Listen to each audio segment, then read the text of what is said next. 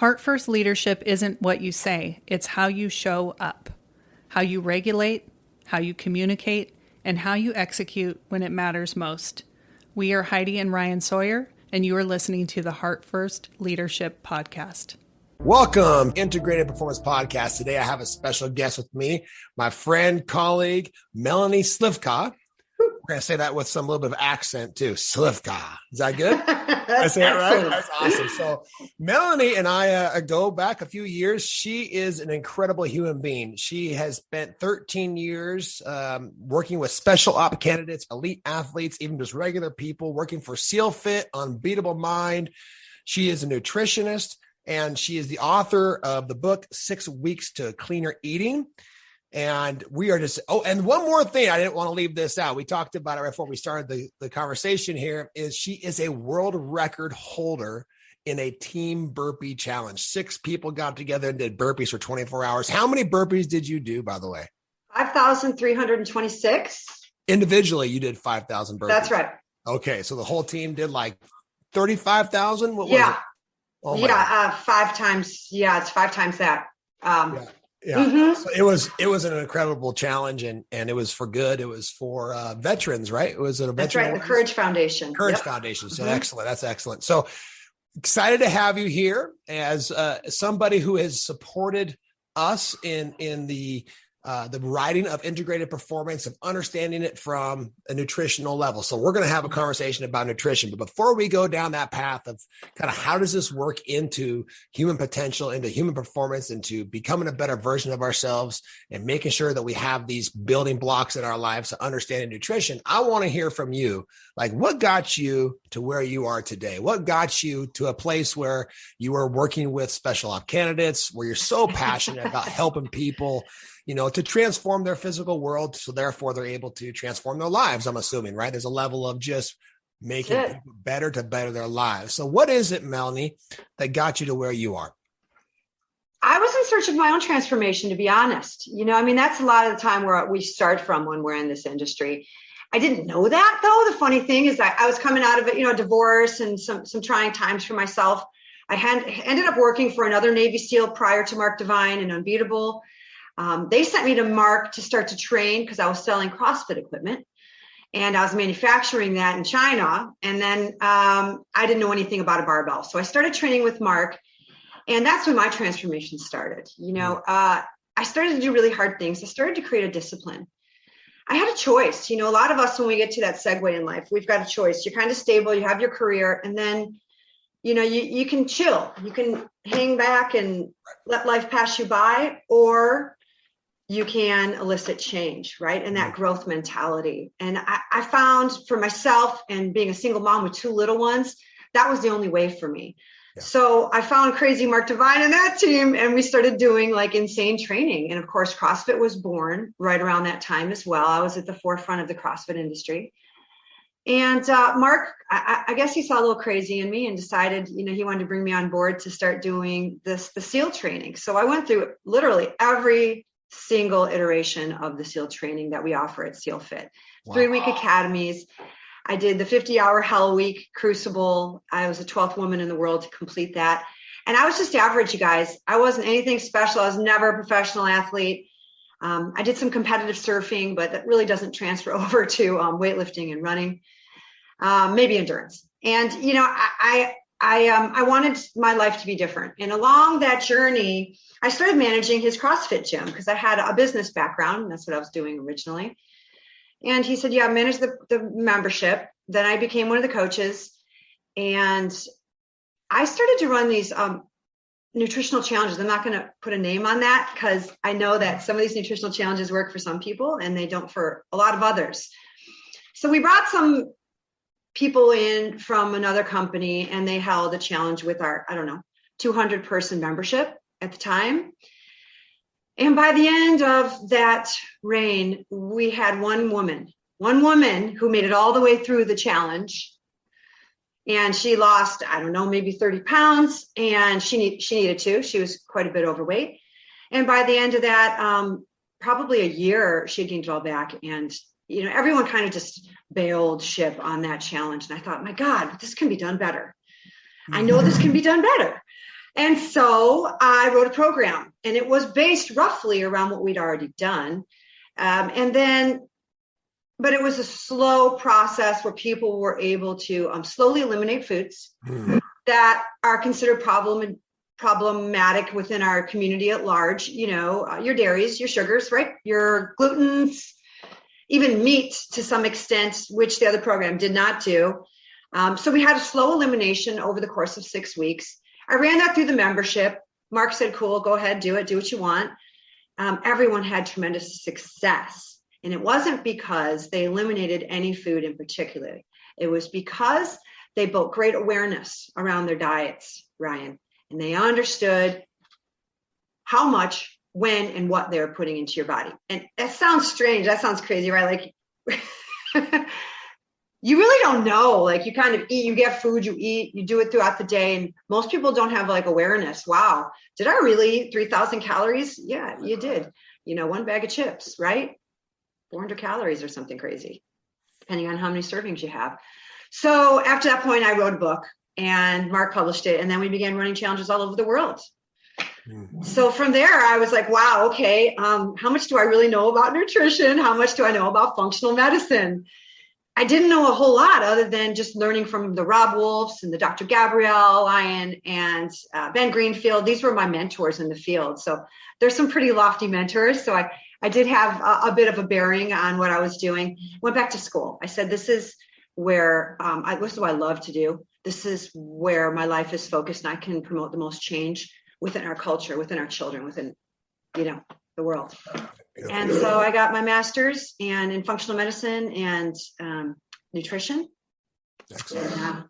And, continue to forge through, trying to help out as many folks as I can with this journey. It's not easy. I love it. That's an inspiring story. And I want to just real quick mention something, bring light to something. The fact that you did the Kokoro 50-hour crucible for SEALFIT as a single mother. Like, I have trained for these type of events. I haven't yet attempted one because of, whatever reason I justify, but the amount of time and energy it takes to be able to train for something like that while being a single mother, I can't even wrap my mind around like the consistency and the determination that you have to be able to achieve that goal, right? So first of all, I just think that's amazing. And, SEALFIT and Unbeatable Mind are truly unique. Mark Divine, if you're out there, you're listening, you haven't got into his work and Unbeatable Mind, like there's a foundation of everything that I teach and everything that I do comes from his work, like complete servant leader. And so, yeah, he's a fantastic human being who's doing amazing things in the world and making a huge impact. So appreciate him and you sharing your story. I would love to hear more and go down this. A couple of things really stuck out to me. Number one was this choice to do hard things, like this choice to be this catalyst of change within your own life and others' life. And it completely resonated with me when you said, we kind of get to this point in life where it's like, oh, I've done it. And I hear this narrative kind of like, oh, what's the point now? Or we kind of settle into this sense of being content or comfort. And we begin to really seek more comfort than is good for us, and there's a level of the brain doing that, wanting to conserve energy and those types of things. But I think we overdo it, right? We kind of hit the old cruise control and go, well, life is good. I don't want to disturb anything too much because, why make things harder than they need to be? So I want to talk about that just for a moment, because my book that I wrote was Choice Point, right? And to recognize in each moment we have a choice, and there's big choices in life, but there's little choices, but the ones that really stack up to mean something and to be a catalyst for change are like the moment by moment awareness and choice, right? 100%. So how important is this mindset to know that, like, I want something to be different. I want change. I want growth. I want to evolve. I want to be a contribution in a sense, right? Like, how important is that to be able to embody and to really hone in our nutritional track as well, right? Because all of these things kind of interplay with each other. There's no choice. There is no choice. It it presents itself, and you absolutely have, there's no two ways. There was no two roads for me. It was only, and I had a vision of other folks doing it, and I knew that it was possible. Right. But if you think about someone who has like a heart attack, right, and then they have to redo their diet, there is no choice, Ryan. It is, you must, or bear the consequences of your mortality. And so for me, it was a 10 on the scale from 1 to 10. It was a 10. It was like, I don't know what that life looked like, but this is what my new life looked like. And it's going to be really uncomfortable. And my ego is going to be tested. All the things that I think I'm good at, I'm going to be doing stuff I don't know anything about.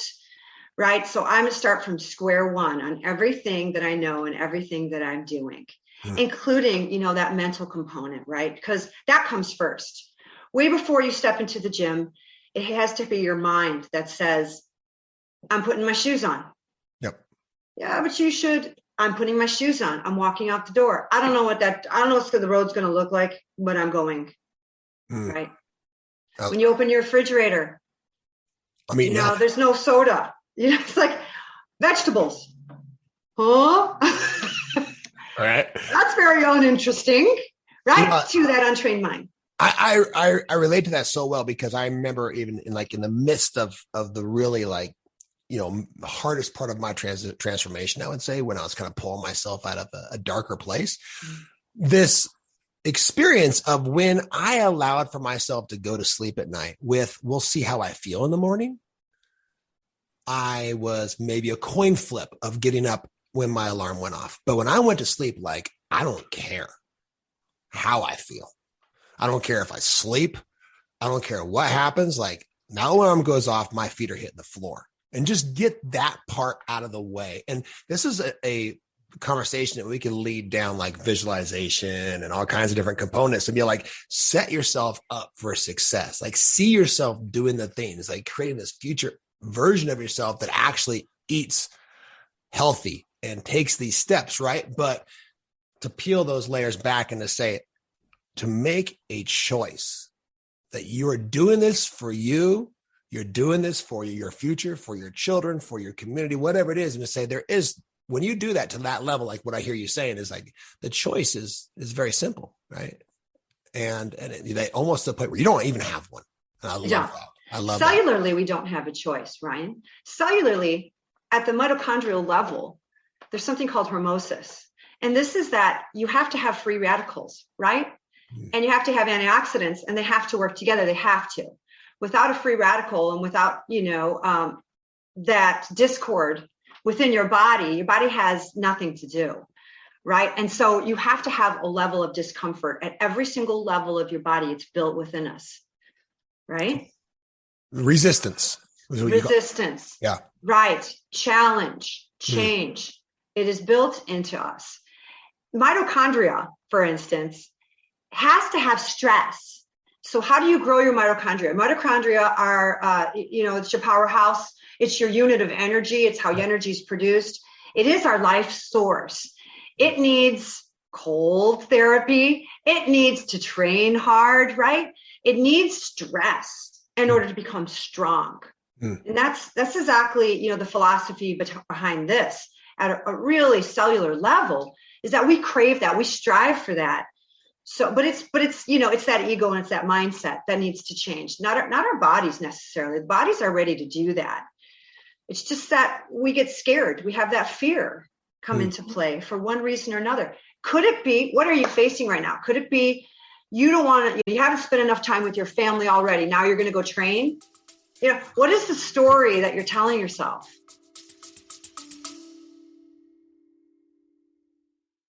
We are all leaders. If you're ready to stop waiting and start impacting your environment in a powerful way, we want to connect with you. Click the Book Now link in the show notes to book a call with a Heart First coach and discover what Heart First leadership can look like in your life and in your environment. Now back to the show.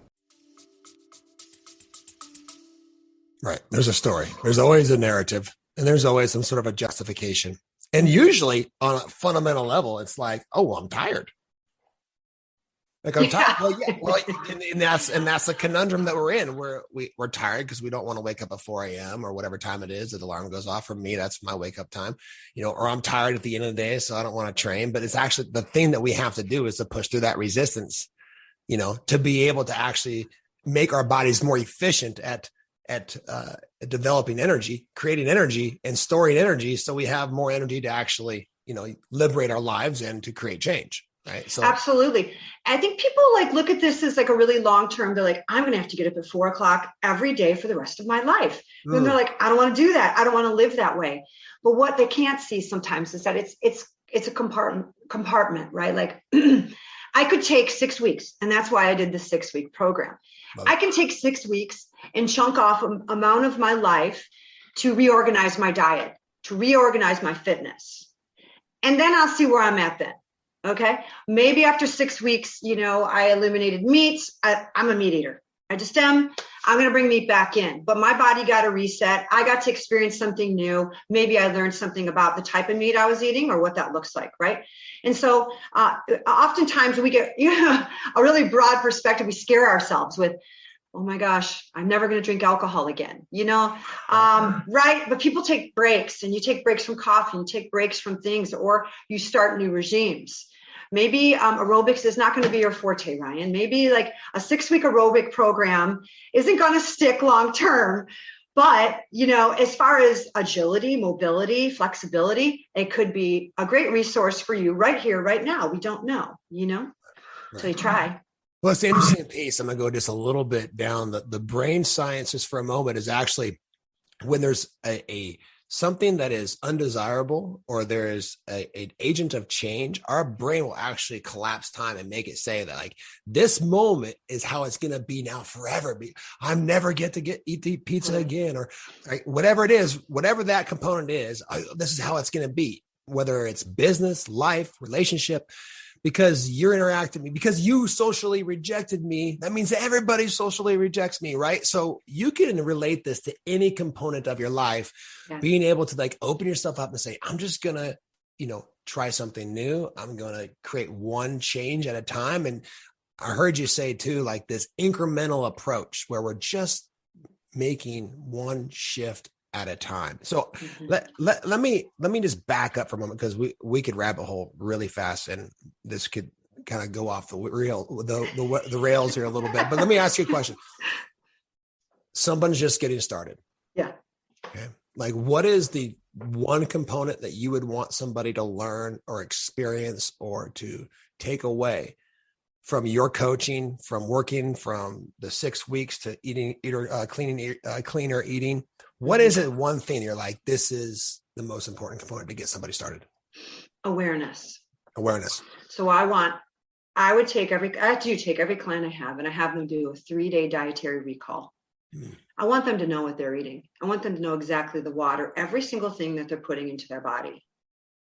Okay. And this can expand out beyond 3 days. I mean, you could do a week of this, and you could get your, MyFitnessPal, or you could get your app, or just simply journal every single thing that you're putting in your body. And you have to be honest with yourself, well, it was only a bite of a, Mounds bar or whatever. You have to, every single thing, because it adds up. And then you have to look at that, and you have to say, where are the holes? Wow. I always have this. Wow, we need a lot of sugar. Oh, yeah. Not me anymore, but it used to be, because I used to love sugar. Sugar was my thing, especially people who exercise. We're taught in the endurance industry, right? Freaking jelly beans, eat your goo, right? And so it's like a staple.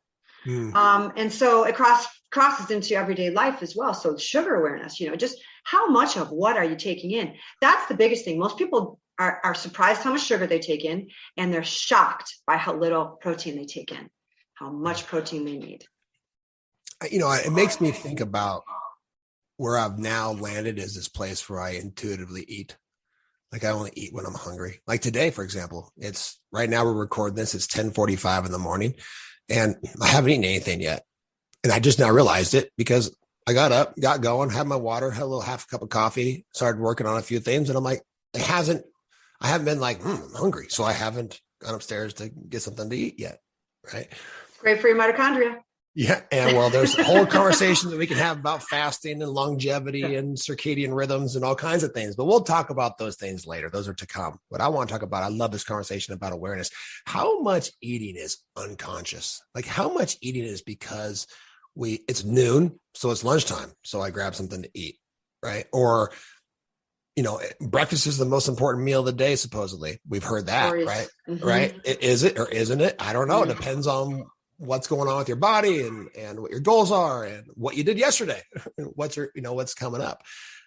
So how much eating is, and I still notice myself doing this all the time. It's 4:30, it's 5:00, got the kids home from school, wrapped up the day, come upstairs, all these things are going on. And it's kind of like, that's when I crave chips and salsa, something to like, salty, snacky, distract myself, kind of buffer the moment to almost celebrate that the day is over. I know that's, when maybe somebody might crack a beer, and how many of those things are just like conditioned into us to either eat at a certain time or have a certain thing because that's what we've always done.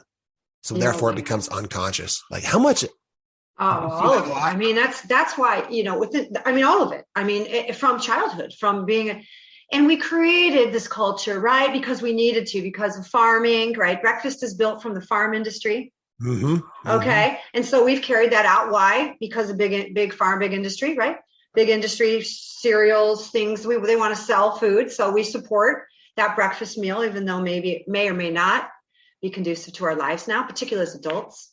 Right? I mean, we are sending our children off into the field still. So I feel for kids, that's an important staple, making sure they get some food in them before they head into their classroom for thinking. Sure. But for us, it can look different. And so, it's conditioned from a very early age. It's conditioned what we eat, how we eat, comfort, right? Our emotional value.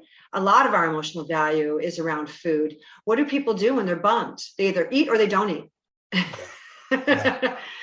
So there's no in between. It's like, I'm just going to make myself a really nice meal when you're bummed out. Nope. You're either going to go off the rails or you're not going to eat at all. Now, let me ask you, what do you mean by emotional value? I've never heard that term before. Well, you have to determine, what your own emotional value is each day. So depending on, where you're coming from, what you're doing, right?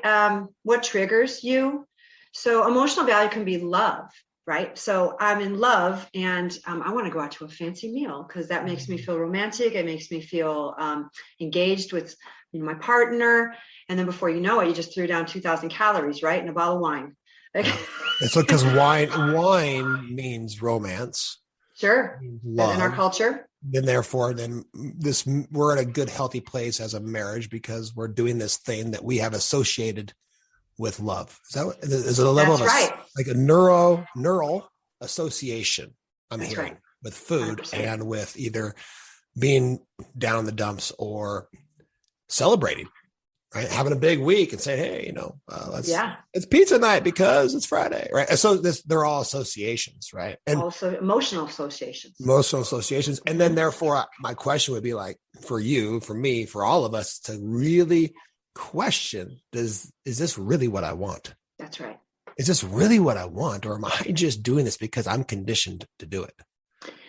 Not only is it about you, but it's about everyone around you. So not only is it what you want, but what about your children? What about like having a cake, or having desserts every night? What are you teaching them? Because that's where we all came from, right? That timeline. Yeah. So what did your folks teach you? Tell me the worst thing that your folks gave you.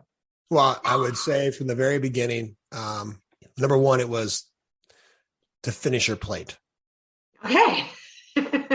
Yeah, of course. My grandma, she's like, finish that plate. Oh, you'd get in trouble by my grandfather on my mom's side. Pete was his name. If you didn't finish your plate, that's somehow disrespectful to people who didn't have it. Even though now when my daughter says to me today, who's 8 years old, says, Dad, can I be done? And if they've eaten a little bit of everything and they truly are full, sure. But just so you know, like we're not coming back to the kitchen in 20 minutes, right? So you're going to have your dinner. And if it's a healthy snack later, that's one thing, but to try to build intuitive eating a little bit, like to stop when you're full, right? Yeah. So that would, to me, is what pops in my mind. I don't know. Does that make sense? Yeah. And do you still finish your plate? That's my question for you. This is what I like there's this circuit that has How to be strong is it? Oh my goodness, Mel. Like I can't leave it. Neither can I. I have to, I struggle to allow for my son's grilled cheese sandwich that has 2 bites left on it, his plate. I struggle to see that sit there because I'm just like, I probably should finish his plate. And then I look over, my daughter's got 2 bites on hers too. And I'm like, well, we call them, dad's the garbage disposal. There's no broccoli that survives my table. What's that? There's no broccoli that survives my table. They leave it on their plate. It's going in. No, that's a whole different ballgame. Yeah, I get it. So that these things are conditioned into us. Yeah. Well, and for instance, and this is another way, you asked about, the question is, where do we start? Mm-hmm. And so we recognize that awareness, like, where did I come from? Okay. I've got these standards that my family set as a kid. Right. And one of them is finish your plate. And so how would I look at that as an adult? How would I adjust that? So I get a smaller plate. There you go. And I always finish my plate. There it is. And so this is how, because some of this conditioning is bulletproof, let's just say. You can't get past it, right? And so, and what about like insulting people over food? That's another one. Like when you go to another culture, many different cultures around the world, yeah, you've got to eat with it. I don't care if it's tripe, you got cow intestines on your plate. You better finish it, Oh, yeah. All right. So like, and what does this look like? What does this look like for, anybody? And so most of our kids right now have parents like us. You're going to insult someone if you don't eat their food, right? My kids already know that. Like, kindly reject the food. You don't eat their food. Like if you don't take seconds. Right. Well, you don't like it? Right. Yeah. I love it. So to build awareness, give me a practice, give me a tool, give me something, right? Is apps, what do you recommend? So if you were and so you're going to write everything down. You're going to write everything down that you're taking in 3 days, 5 days, whatever that looks like. Mm-hmm. And then you're going to go through and you're going to circle everything that you feel is a food that's good for you. And when I say good for you, I want to look at 3 different groups. I want to look at my macros. Okay. Mm-hmm. I want to see how much protein I'm eating, how much fat I'm eating, and how many carbs I'm eating. Mm-hmm. So proteins, and they all have contrary sides to them, right? There's bad proteins, your lunch meats, right? Kind of ribs and stuff like barbecue. I know I'm going to get some controversy there, but cooking things with sweet sauce on them is bad for you. That's another conversation, right? But so you want to see what the meats, you want to see what kind of fats, and you want to see what kind of carbs, you want to divide them. So your carbs, you've got your vegetables, and you've got your rice, and you got your white foods, and you got, the easily absorbable box foods and stuff like that, pizza. And then you got your fats, you got your cheeses, you've got your nuts, oils, right? Trans fat, fried foods, blah, blah, blah. And then you have your proteins. Mm-hmm. So you want to look at that, and you want to kind of compartmentalize all those and say, okay, oh, wow. And then right there, you're going to say, I'm eating a lot of fat. I'm not eating just healthy fat, but I'm eating fried foods. And so there's quite a large proportion of fat that's coming into my diet. Mm-hmm. And then you want to look at the sugars. For me, like I said, that was a big one. I'm like, wow, yeah, I have a sweet tooth, don't I? And then I want to look at my proteins and how is that sourced. So once you divide those from your 3 day, 5 day, then you take a look at which ones are good and which ones are not so good. Yeah. Okay. And so then you've got these columns. You've moved the less quality down below, high quality up above.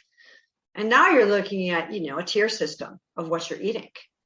Yeah. Great awareness there. Yeah. Okay. And then you can start to decipher, what an 80-20 approach would look like. I was just going to prompt you on the 80-20. So I step one. Yeah. Okay. Everyone who's brand new to nutrition, it's just starting. First, you got to know what you're eating, right? Yeah. If you're brand new to fitness, right, you have to know what you're going to do. How much do you run? Do you walk? What do you do? Okay. So you can't go from walking to running. So, the same thing with your food pyramid. Right. So then you have all, your lower quality foods on the bottom, and you start to decide, I'm not ready to give that up. My willingness to change in my diet is a 6 on a scale from 1 to 10. It is not a 10. That's where most people are. Let's be honest. Yep. Yeah. You definitely want to lose 30 pounds. I actually asked that question, to what level are you willing to participate with in your life today, is one of the questions I ask. It's always fascinating to me when someone's, from a scale of 1 to 10, that's what I do. And it's like, oh, I'm about a 6 to participate in my life. I'm like, what's going to get us to an 8? Let's get up to that 8, at least so we can reach, another level. So yeah, keep going. Yeah. And then what we want to do is we want to curb ourselves off some of those foods. So say you were a high fat eater, you love fat. Yeah. Okay. And you say you want to lose 30 pounds. Okay. So right now I'm going to steer you towards healthy fat because I know that's the way your system's already processing, Ryan. Okay. So if I'm a person who's predominantly fat or predominantly sugar based, okay, you can't really change that overnight. First of all, your biome is going to take a hit. A couple things, if you start to starve yourself right away, then your fat cells are going to release all the toxins into your system. You're going to feel really bad. So we have to be really careful when we diet. We have to be really conscious of where we're coming from and where we're going, right? There are no hard U-turns because that results in failure. Okay. Right. And so we need to have a nice, gentle slope, in my opinion. This is my opinion. Some people would say all or nothing. Some people would say cold turkey. I haven't seen it work. I've tried it. I've tried it with hundreds of people, maybe thousands of people, and it doesn't work, in my opinion. Yep. Yeah. And so we say you're a sugar, say you're like me. So what I would do is I'd take all those, candy bars, goos, whatever that looks like. I'd look at my protein shakes. I'd look at any kind of juice drinks I'm drinking, and I want to curb that back. So I want to take my juice drinks or my sodas or whatever that is. I want to turn those into, sparkling waters. I want to turn the juice into half and half water, half juice, right? I want to start to diminish the supply of sugar that's happening in my diet. Yep. If I'm sugar predominant. Yep. And pretty much you can't be protein predominant. So we've hit a couple of principles of transformation that I actually have in the book Choice Point. Number one is awareness. Like without awareness, nothing can change, right? The other one is incremental shifts. And I even like to remove this word diet because diet to me seems some sort of like a temporary thing that I'm going to do for a while, rather than a shift towards a different lifestyle.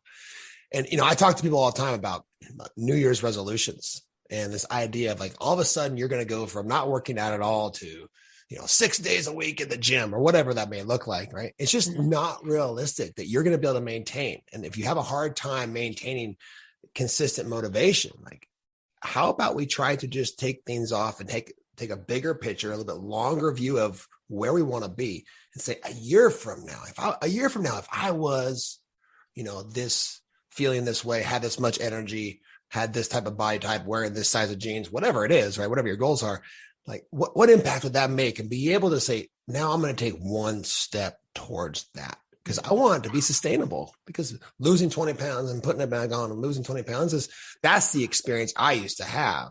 It was from 250 to 270 or 245 to 265 and back and forth and back and forth.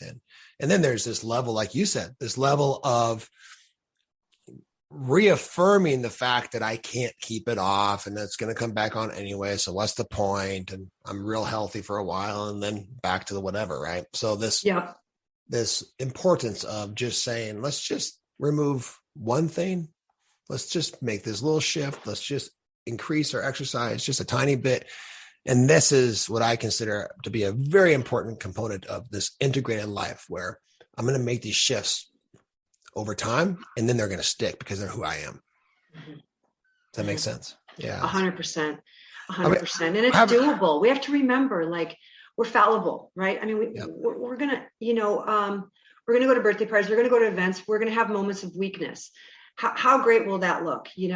How can we negotiate with our own minds about this set point of principles we've had as a child? So, and that the easiest way is to curb one problem at a time, right? Yep. So, and that's just the very beginning. So 80-20, that sugar intake. Yep. You want to have a candy bar twice a week? Let's negotiate. Okay, great. So instead of every day, you're going to have apples, bananas, whatever that looks like. We're going to shift that over to the healthy carb model, healthy, non-healthy carbs, right? Both sides. Yeah. Right. Just so you know, Mel, when I go to birthday parties, I'm always going to have a piece of cake. That's my thing. I get that. And that's not me being weak. That's me saying, I love cake, but I love cake. Birthday parties, I'm going all in. I feel the same, Ryan. I used to feel the same. And now I'm real picky about my cake. If it's like one of those cheap, like I don't really like vanilla cake or white frosting. I'm not going to eat that. If it's chocolate though, pretty much that's happening. It's going down. All right. Let's make this real simple. Yeah. There's a lot of information that we just went through. Top 3 things to stay away from.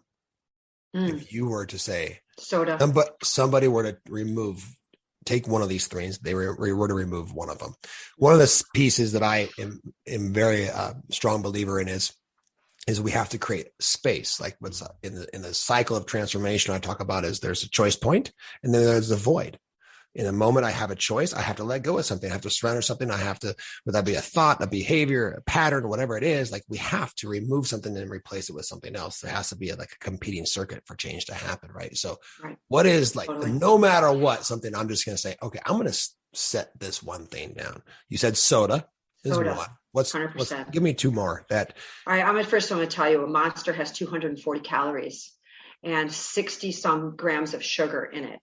So that's energy well beyond anything that a human should have added sugar. So yeah, soda would be number 1. And I would switch that out for a sparkling soda right off the bat. Sure. And I would add a lemon. And if you're really dire for some sugar in it, I would add, a drop of maple syrup. Like if that's where you're at. Yeah. And second, fried food. So deep fried food. So French fries. French fries. Yeah. French fries. And I eat French fries. Okay. But I eat them like once every 2 months or something. Like I don't eat fried food. And so fat stays in your system for 30 days. Trans fat stays in your system for 30 days. Sugar, you drink that Monster, that's gone in a day. Right. I mean, the other biological things that happen because of that are, are manifesting continually, but the freaking trans fat and the oil that you're eating your fried foods in is so horrible for you. So that includes chips. Dang it. Okay, I'll just put it out there. And there's a place, like I said, but it's minimal. It's very minimal. Okay. And so I would go soda and I would go fried food. And then third, those 2 are such huge hitters, huh? I'm not that gluten person. I'm okay if you're all right with well-sourced wheats and grains, but I would. The third thing was I would watch my intake for white foods. White foods. Okay, so give me a list of white foods. Rice, pasta, bread. Okay. And potatoes often put in there as well, but I think potatoes are great. It's a whole food, so I don't take those out. If you were struggling with your weight, it would be something I might recommend. You take out a potato, but white foods, rice, bread. And it's not because of the gluten. It's because of the easily absorbable sugar content of those items. It's like eating a candy bar. It's like eating a candy bar, right? And so, our insulin system, our glucose system is all dependent on those white foods. So it behaves like a sugar. Yeah. Yeah. That's excellent. It is a sugar.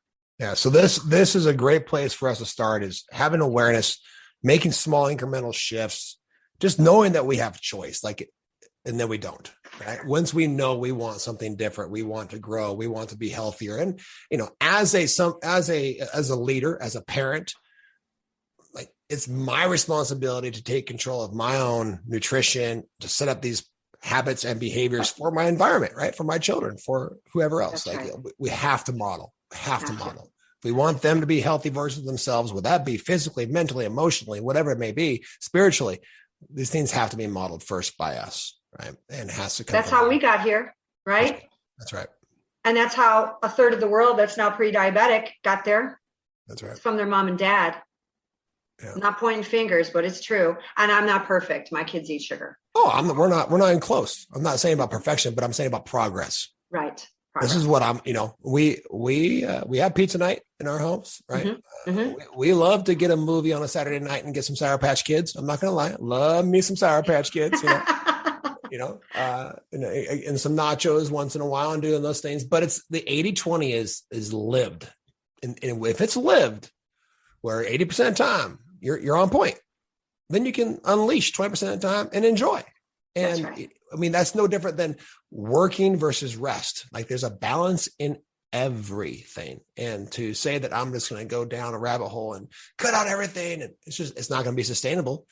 And you're going to come back and go down a trap of everything coming back on and, you know, and cravings being so much that you end up emotionally eating and all kinds of different things like that. Because I've been down these roads. I mean, I'm somebody who struggled with all these different components and then went too far one way and back the other, and had food allergies and all the above, all the above. I've been all compounded. That's why the food allergies, oftentimes people become allergic to food because all of the contrary things they're putting in, the lack of sleep, lack of exercise, all of that compounds. And then your body goes, you know what? I don't like that food anymore. I'm going to start to fight that in my body. And that's how autoimmune is generated as well.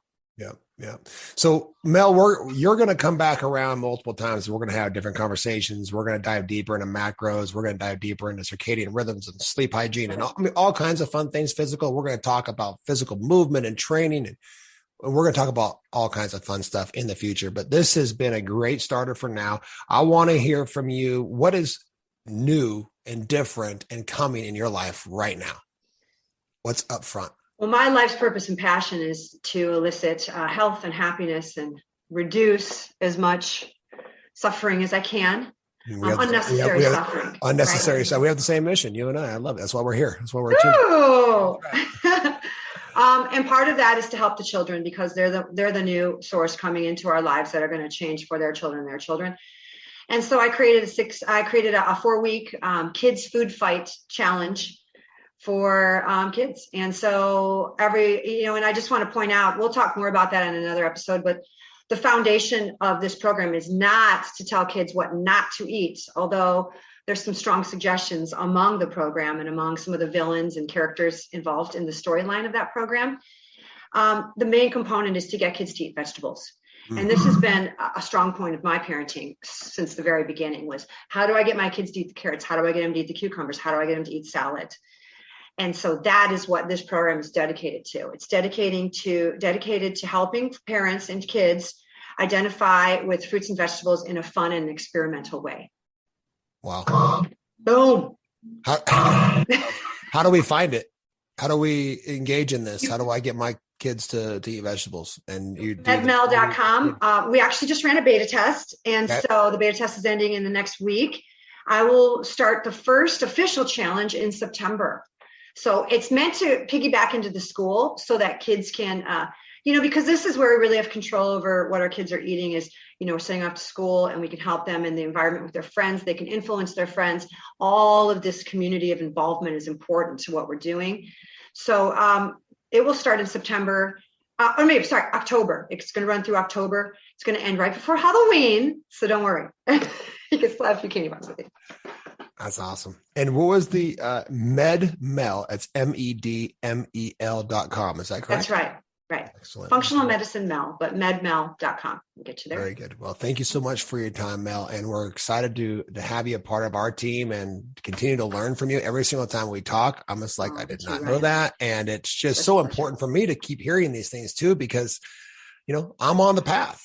I'm on the path of trying to become someone who's legitimately, mastering oneself and to be able to serve. And the importance of having awareness around what's going in our body, because everything that goes in, like this is whether you're talking about screen time, news, media, relationships, circle of influence, everything that goes in has to come back out.